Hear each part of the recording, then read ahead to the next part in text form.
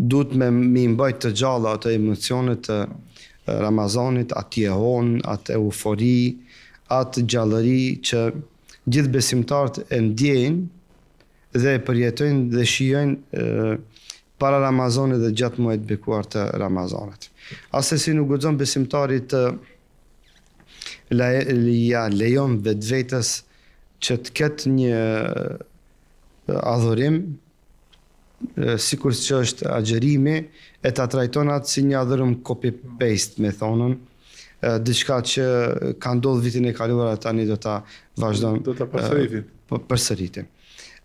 Kjo zguxon të ndodh me besimtarin dhe zguxon asesi t'ja lejon vetvetes asnjë besimtar që kjo të ndodh me te, se kjo më bie në atë nivelin e një vdekje klinike të zemrave tona, të ndjenjave tona, të emocioneve tona, në raport me muajt e shenjtë, në raport me adhurimet, në raport edhe me gjallërimin e zemrave tona.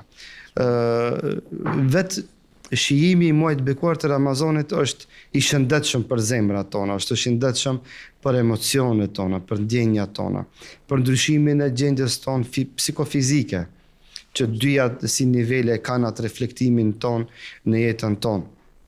Muhamedi sallallahu alaihi wasallam kur vinte Ramazani dilte i gëzuar para sahabëve, ju thonte ka të helle bikum, ju erdhi juve muaji bekuar i Ramazanit, dhe atë myshde, edhe pse gjithë e dini se shkoi muaji Shaban, vije muaji Ramazan, ama vetë fakti, vetë ai gëzimi, ai euforia që promovonte Muhamedi sallallahu alaihi wasallam duke dhënë myshde në mesin e sahabëve se o burra o vëllezër. Tregonte se tek ai kishte tregonte ardha e muajit bekuar të Ramazanit dhe e gëzonte dhe ajo jehon elhamdulillah vazhdon edhe më ditën e sodit dhe gjithë një hoxhallarët dhe familjet tona atë tempo mundon të mbajnë të gjallë, pa më parasysh se her pas here ka batica dhe zbatica.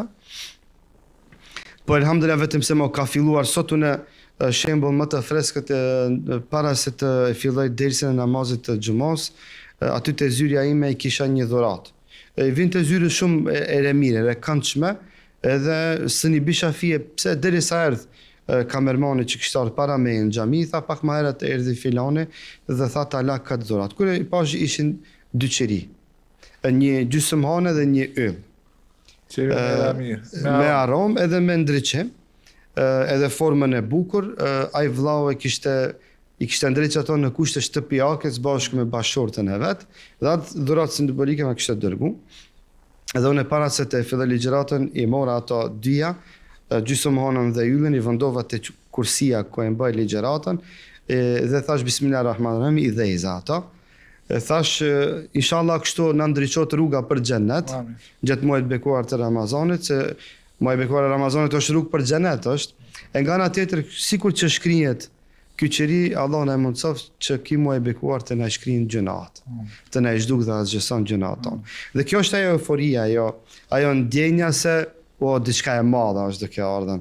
Dhe kina mu kënaqur, kupton, kina mu gëzu. Kina mu me ndryshu, kina mu përmirësu, kina sa dush kina andej. Kina përjetu si duhet. Pa dyshe.